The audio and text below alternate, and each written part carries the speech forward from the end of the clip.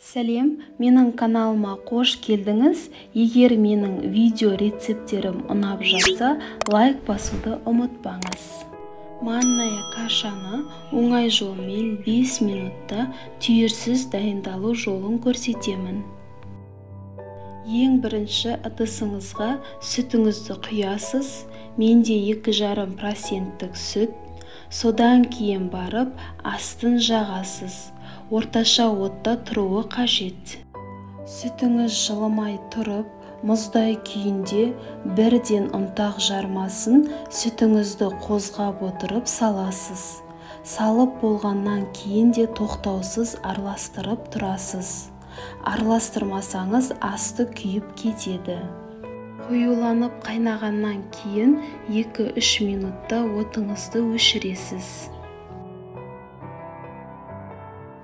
Өзіңіз қалаған мөлшерде сары май мен қантыңызды саласыз.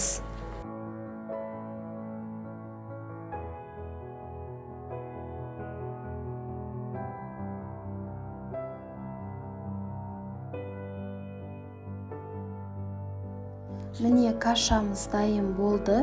Ешқандай да түйірі жоқ, өте әдемі шыққан. Сіз де дәл осылай дайындап көріңіз. Асыңыз дәмді болсын.